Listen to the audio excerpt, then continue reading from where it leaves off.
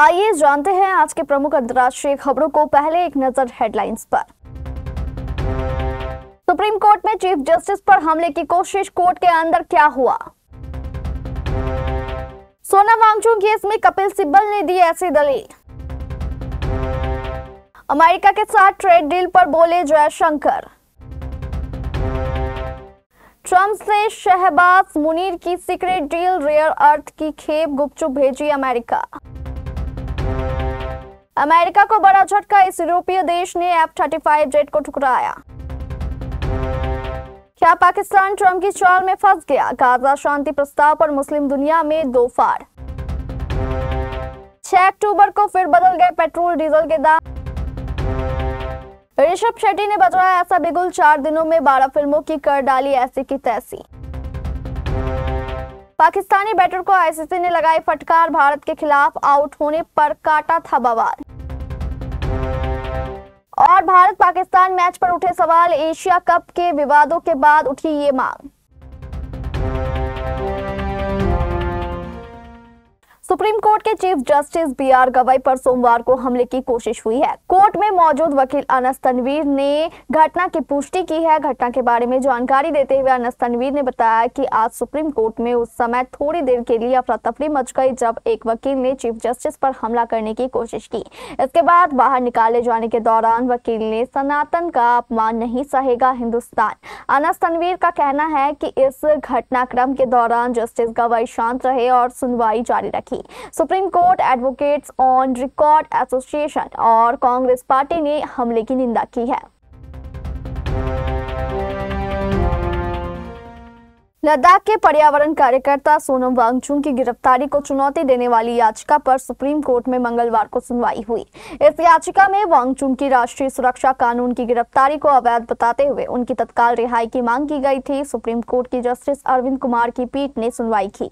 इस दौरान सोनम वांगचुक की तरफ से पेश वरिष्ठ वकील कपिल सिब्बल ने ऐसी दलील दी जिसे सुनने के बाद अदालत ने केंद्र सरकार, लद्दाख प्रशासन और जोधपुर जेल प्रशासन को नोटिस जारी कर जवाब मांगा। दरअसल सोनम वांगचुक की पत्नी ने सुप्रीम कोर्ट में हैबियस कॉर्पस यानी बंदी प्रत्यक्षीकरण याचिका दायर की थी। ऐसे मामलों में तुरंत राहत कभी नहीं मिलती। सरकार का जवाब आने के बाद ही किसी आदेश की संभावना होती है। विदेश मंत्री एस जयशंकर ने कहा कि भारत अमेरिका के बीच होने वाले किसी भी व्यापारिक समझौते में भारत की रेड लाइंस का सम्मान किया जाना चाहिए। उन्होंने कहा कि व्यापार समझौते तक पहुंचने के लिए साझा आधार तलाश किए जा रहे हैं। भारत 50% अमेरिकी टैरिफ का सामना कर रहा है और अब तक भी दोनों देशों के बीच ट्रेड डील पर कोई सहमति नहीं बन पाई है। अमेरिकी राष्ट्रपति डोनाल्ड ट्रंप ने पहले भारत पर 25% का टैरिफ लगाया था। इसके बाद भारत के रूस से तेल खरीदने पर नाराजगी जताते हुए ट्रंप ने भारत पर 25% अतिरिक्त टैरिफ भी लगा दिया। भारत ने अमेरिका की इस कार्रवाई को अनुचित, अवांछित और तर्कहीन बताया था। पाकिस्तान ने पहली बार दुर्लभ और अहम खनिजों की खेप अमेरिका भेजी है। यह खेप उस समझौते के तहत भेजी गई है जो पिछले महीने एक अमेरिकी कंपनी के साथ पाकिस्तान के खनिज संसाधनों की खोज और विकास के लिए किया गया था। इस समझौते और रेयर अर्थ मिनरल्स की खेप को अमेरिका भेजे जाने पर पाकिस्तान में विरोध शुरू हो गया है। पूर्व प्रधानमंत्री इमरान खान की पार्टी पाकिस्तान तहरीक इंसाफ ने अमेरिका के साथ हुए सीक्रेट डील्स पर चिंता जताई है। पाकिस्तान के अखबार डॉन की रिपोर्ट के अनुसार अमेरिका भेजी गई सैंपल खेप में एंटीमनी, कॉपर कॉन्सेंट्रेट और रेयर अर्थ मिनरल्स जैसे नियोडाइमियम और प्रासेडाइमियम शामिल है।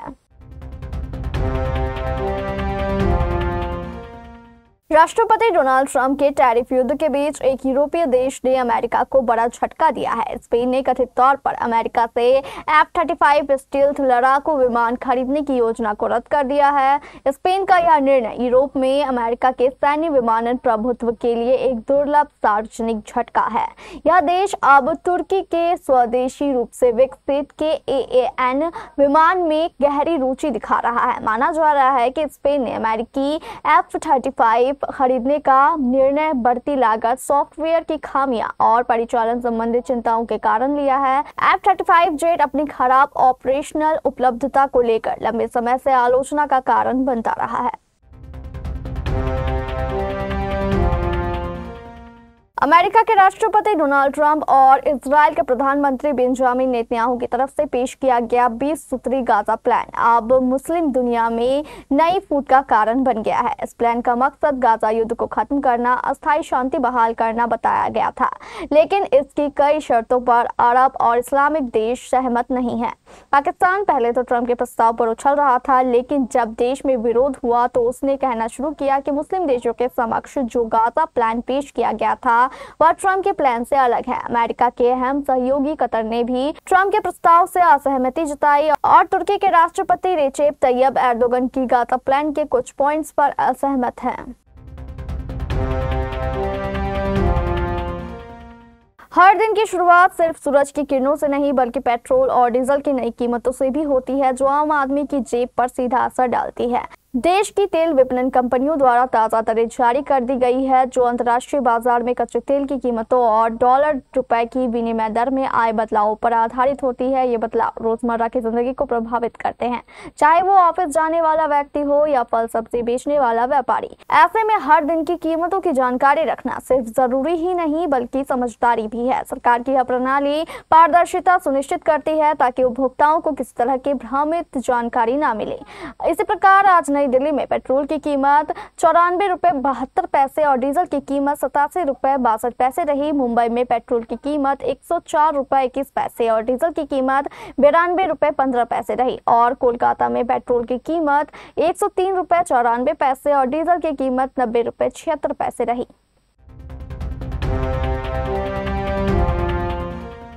Actor, director, writer Rishabh Shetty साल 2022 में रिलीज कांतारा के 3 साल बाद अब कांतारा और लेजेंड चैप्टर 1 लेकर सिनेमाघरों में भूचाल मचा रहे हैं। पिछले गुरुवार को रिलीज हुई यह कन्नड़ माइथोलॉजिकल एक्शन फिल्म ने थिएटरों में जबरदस्त कमाल दिखाया है, जिसका असर इसके कलेक्शन पर साफ साफ नजर आ रहा है। इस फिल्म का जादू ही है कि इसने वरुण धवन, जानवी कपूर, सानिया मल्होत्रा और रोहित शर्राफ जैसे सितारों की मसाला लव स्टोरी फिल्म सनी संस्कारी की तुलसी कुमारी समेत 12 फिल्मों की ऐसी की तैसी करके रखती है। जिस फिल्म को सैयारा के बाद इस साल की दूसरी शानदार लव स्टोरी बताई जा रही है, वो चाहकर भी अपना जादू चलाने में नाकाम साबित हो रही है। कांतारा चैप्टर 1 ने एक्सटेंडेड वीकेंड के साथ केवल 4 दिनों में ही देश भर में बजट से करीब डबल की कमाई कर डाली है। वहीं फिल्म ने बजट से 89% की अधिक कमाई की है। आलम यह है कि इस फिल्म ने इस साल आई रजनीकांत की धांसू फिल्म को 4 दिनों में बहुत पीछे छोड़ दिया है। कूली भी एक्सटेंडेड वीकेंड के साथ गुरुवार को रिलीज हुई थी और इसने 4 दिनों में 194.5 करोड़ की कमाई की थी। हालांकि इसके अलावा भी इस साल की कई फिल्मों को इसने धूल चटा दी है।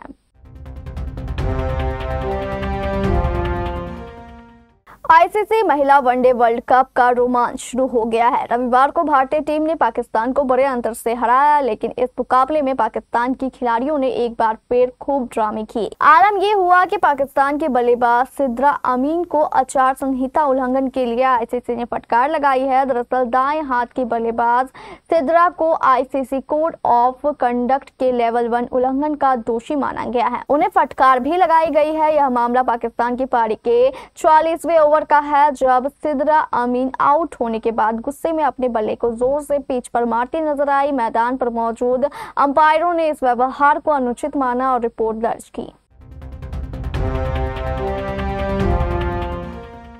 एशिया कप 2025 में भारत और पाकिस्तान के मैचों के चलते खूब बवाल मचा। दोनों टीमें जब भी एक दूसरे के सामने आई तो कभी खिलाड़ी और कभी फैंस की टकरार होती रही। इससे दुनिया भर में काफी बातें हुई और दोनों ही देशों की जमकर आलोचना भी हुई। अब पूर्व इंग्लैंड कप्तान माइकल एथरटन ने आईसीसी को भारत और पाकिस्तान के बीच मैचों को व्यवस्थित करने पर फिर से विचार करने की सलाह दी है। यह सलाह हाल ही में संपन्न हुए एशिया कप के बाद आई है।